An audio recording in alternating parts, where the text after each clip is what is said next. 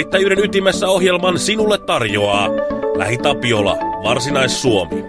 No niin, tervehdys hyvät kuulijat ja tervetuloa tosiaan Yrittäjyyden ytimessä ohjelmasarjan jaksoon. Meillä on vieraana täällä ravintoloitsijana toimiva Erik Mansikka. Mun nimi on tosiaan Matias Mäenpää ja touhuilen itse päivällä täällä Pappila Penkkala Groupissa, mutta täytyy ensin mainita, että mä oon kyllä Turun maistuvimman menun nauttinut teidän paikassa Kaskiksessa. Ihan huikean hienoa, että ollaan saatu ton tason ravintola tänne Turkuun. Ensinnäkin tervetuloa Erik haastatteluun. Kiitoksia. Hei, miten sä aikanaan päätit ryhtyä tonne ravintola-alalle? Mistä se lähti?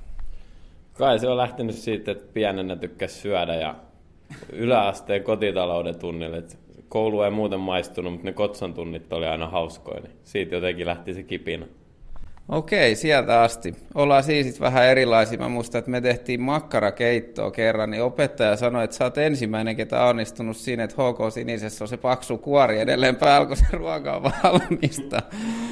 Hei, me otettiin Erikin kanssa kuva tonne, mistä löydät Instagramista ja Twitteristä hashtagillä Auranaalot, mutta mennään takaisin asiaan. Sä voitit Hell's Kitchen kokkikisan vuonna 2013. Samana vuonna sut valittiin myös vuoden kokiksi, eikö niin? Joo, mä voitin vuoden kokin pikemminkin, että ei sitä valita, että se on melkein kovempi kilpailu kuin se Hell's Kitchen, tai onkin kovempi kilpailu. Okei, selvä. Mutta hei, mennään ensin sinne niitä aikoja ennen. Kerro meillä ajasta ennen kuin tuli tänne julkisuuteen. Mitä silloin kaikkea touhuilit? No kokkaili aika paljon kaikki päivät. Ekaksi tietty koulusta valmistusta, mä lähdin siitä Helsinkiin suoraan ja siellä oli semmoinen ravintola George, millä oli 1 Michelin tähti. Niin siellä vedettiin pitkää päivää ja pitkää viikkoa ja en mä tiedä, ei siinä oikein paljon muuta kerennyt tekemään kuin kokkailemaan. Okei, mielenkiintoista. Sitten Hell's Kitchenin jälkeen perustit tuon ravintola Kaskiksen. Mikä teillä on ollut visiona tuossa Kaskiksessa? Visiona? No, tehdä hyvää ruokaa parhaista raaka-aineista ja se, että saadaan tehdä omaa juttua ja oman näköistä ruokaa ja saada ihmiset tyytyväisiksi, että saa lähteä vatsa täynnä. Ja ehkä voisi sanoa, että kyllästyttiin niin sanottua siihen kikkailuun enimmäkseen. Et varsinkin se yhtiökumppani Simo, niin se on pyörinyt kaikki noin 3 Michelin tähden paikat ympäri maailmaa, niin sitten lyötiin päät yhteen ja tajuttiin, että tehdään vähän simppelimmin, mutta tehdään ne kuitenkin niin hyvin kuin osataan. Joo, sulla on tosiaan osakkaana 2 tyyppiä sun lisäksi tuossa. Mitä kautta te olette toisenne löytänyt? No Simon kanssa, eli keittiöyhteistyökumppani, niin oltiin samassa kokkikoulussa. Ja me asuttiin myös Helsingissä samaan aikaan 21/4 kämpässä. Meitä oli 3 siellä parhaimmillaan. Ja sitten Topiin on tutustunut. Se oli Pinellas töissä vähän aikaa. Ja sitten mun kanssa samaan aikaan. Ja sitten kun Simon kanssa ruvettiin miettimään, että tarvitaan joku salipuolen taituri, kun me ei tiedetä oikein viineistä ja tarjoilusta niin kauhean hyvin tai paljon mitään, niin sitten eka nimi, mikä tuli mieleen, oli Topi. Ja sitten soitettiin Topi Kaljalle ja sehän lähti heti mukaan. Kaljalle vai siihen bisnekseen? Molempiin. Heti kun sai lapsen laitettuksi vaimolleen, niin sitten lähdettiin. Loistavaa. Hei, palataan pienen breikin jälkeen keskustella muun muassa siitä, miten yhdistää tosiaan perhe ja vaativa yrittäjäarki. Yrittäjyyden ytimessä ohjelman sinulle tarjoaa LähiTapiola, Varsinais-Suomi. Erik, sua on tosiaan niin sanotusti siunattu 3 tyttölapsella. Miten pitkiä päivität kuitenkin, miten sä pystyt yhdistämään vaativan ravintoloitsija-arjen aikataulut sekä sitten perhe-elämän? Ehdikö sä viettää aikaa tyttöjen kanssa? No joo, tällä hetkellä on semmoinen järjestely, että ne on mulla joka toinen viikonloppu. Että sen verran on saatu töistä hoidettuksi vapaata, että näkee niitä sitten joka toinen viikonloppu. Ne on varmaan tosi rentoa viikonloppu, kun 3 pientä tyttöä on sitten kotona. On ne joo, no just siinä jäässä, 7, 6 ja 4, että kyllä siellä riittää sitä touhua ja vilinää, että ei hetken rauha. Aivan varmasti. Sanoitkin tuossa, että olet Helsingissä aikanaan asunut. Täältä olet kuitenkin kotoisin, eikö niin? Joo, Portsasta lähtöisin. Loistavaa. Sullahan olisi tunnettuuden kautta varmaan aika paljon niin kuin houkuttelevuutta mennä tuonne Helsinkiin, missä markkina on kuitenkin isompi.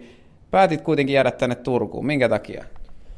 No ehkä lähetti silmiälle, että no tietty lapset, se olisi ollut aika vaikeaa, että lähtisi Helsinkiin, mutta ehkä Kaskista lähdettiin sen takia Turkuun, niin kuin kaikki 3 mietittiin, että saataisiin Turkuun semmoinen paikka, että saat lähteä hyvällä mielellä vatsa täynnä.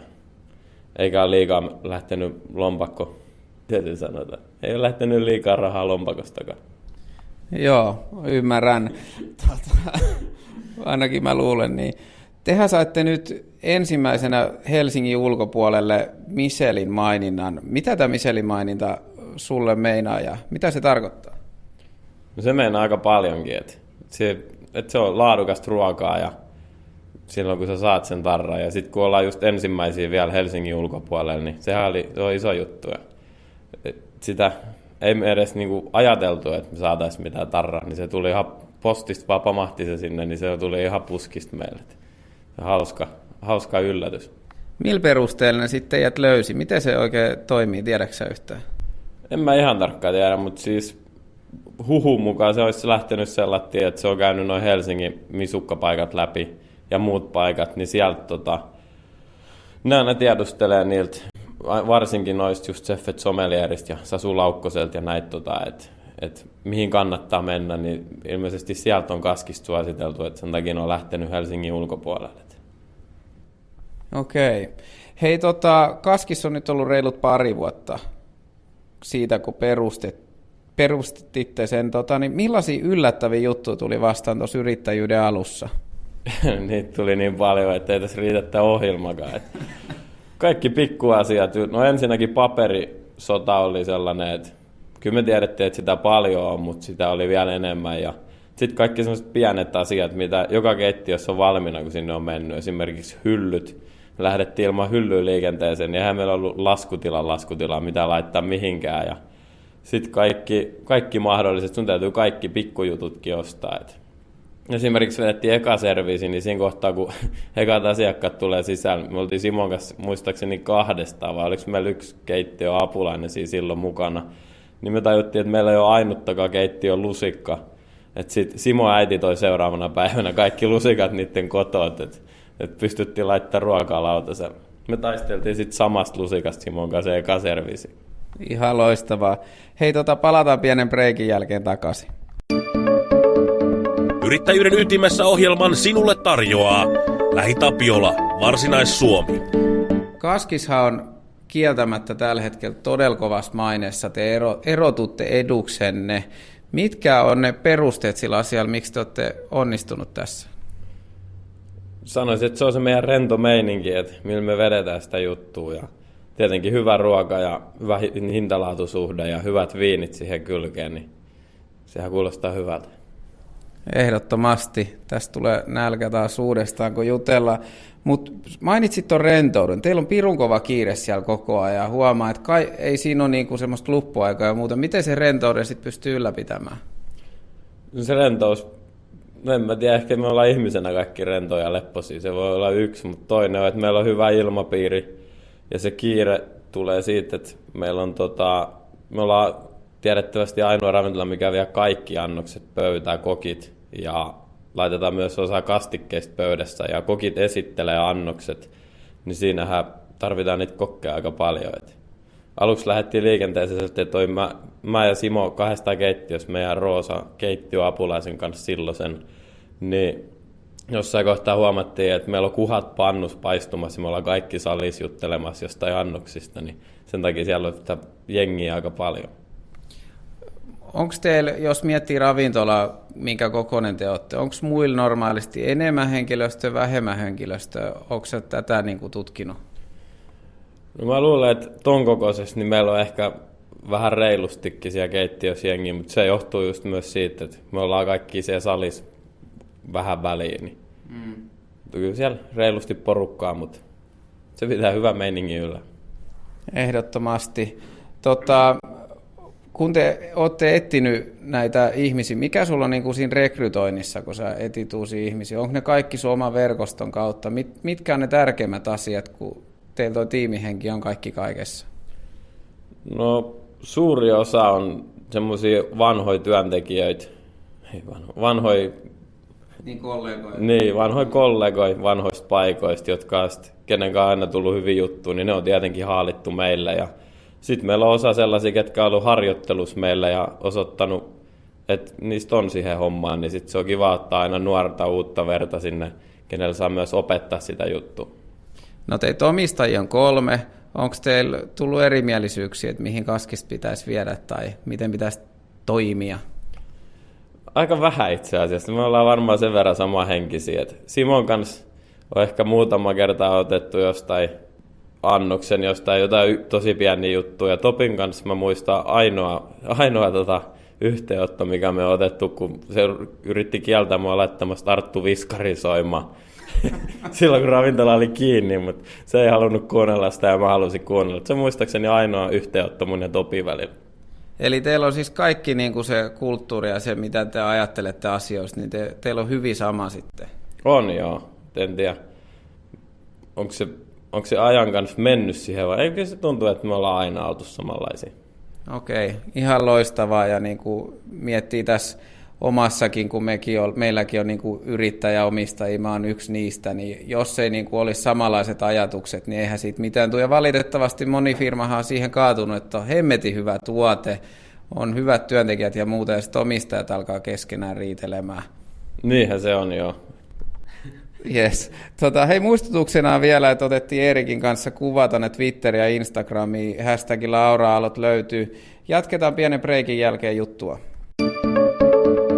Yrittäjyyden ytimessä ohjelman sinulle tarjoaa LähiTapiola, Varsinais-Suomi.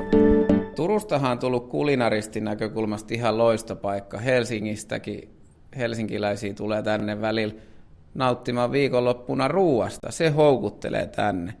Mahtuuko nämä kaikki toimijat tänne sun mielestä pitkällä aikavälillä? Nyt oli kova kysymys. En mä tiedä, mahtuuko ne. Niin, mutta siksi tämä onkin hyvä kysymys. Mä oon itse miettinyt kuluttajana, kun sä meet jonnekin Vaasaan, niin siellä on Rosso. Se on ihan totta, joo. Mutta kyllä mä luulen, että meillä on Turussa on tosi paljon, mitkä on niinku, tekee hyvää ruokaa, mutta kaikilla on kuitenkin vähän eri juttuja meininki siinä. Niin kyllä mä luulen, että jokaiselle jotakin löytyy. No toivotaan ainakin, koska kyllähän tämä on hienoa, että Turusta on tullut tämmöinen ruokakulttuurikaupunki omalla tavallaan.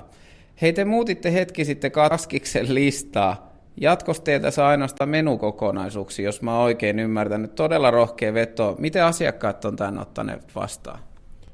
Me suunniteltiin silloin jo ennen kuin Kaskissa aukesi, että myytäisiin vaan menyt, mutta ei uskallettu lähteä siihen silloin. Mutta nyt me vaihdettiin sen, niin asiakkaat on ottanut se tosi hyvin vastaan. Et kaikki on tykännyt ja sitten yleensä kun keittiö tarjoaa jonkun menyn, niin se on yleensä se, mikä keittiö on valkannut ne parhaat mahdolliset ruuat ja ainesosat siihen, niin kaikki on ottanut se hyvin vastaan. Joo. Hei, mulla jäi tuossa aluksi vielä mieleen, kun Hell's Kitchen on totta kai meillä normaali-ihmisillä niin kuin se tuttu juttu, ja sä sanoit, että se vuoden kokki oli kovempi taistelu, että sen voitti. Mikä kilpailu se oikein on? Vuoden kokki on semmoinen, mihin no sinne saa ketä vaan hakea, mutta 12 pääsee semifinaaliin ja sitten pääsee 6 finaaliin ja sitten sen voittaa. Mulla meni 4 vuotta, että mä voitin sen. 4. vuonna sit loppujen lopuksi se tuli. Okei, ja se on sitten varmaan alalla niin kun tosi arvostettu vai? Joo, se on alalla. No se Suomen arvostetuin kokkikilpailu, mikä on. All right. Hei, lopuksi tämmöinen kysymys. Saat hetken miettiäkin, jos haluat, mutta onko sulla muita haaveita uralla tai siihen yrittäjyyteen liittyen? Te olette nyt saanut Kaskiksen. Onko sulla niinku visioita tulevaan, joko sun yhtiökumppaneiden kanssa tai sitten itse? Mitä sä haluat niinku tulevaisuudessa tehdä? Mitä mä haluan tulevaisuudessa tehdä? Mä haluan olla ja pyörittää Kaskista. Oma kebab-ravintola. Oma kebab-ravintola? Mitä toi meinaa? No ei, meillä oli se Kaskis kebab-listalla, niin en tiedä onko Suomessakaan, mutta ainakaan Turussa ei ole yhtään, mistä tehtäisiin itse omat kebab-lihat ja omat pitaleivät ja sit saisi kova jutu. Okei, no tähän on hyvä lopettaa ja toivotaan, että tämmöinen joskus tulee. Kiitos Erik vielä paljon. Kiitoksia. Yrittäjyyden ytimessä ohjelman sinulle tarjoaa LähiTapiola, Varsinais-Suomi.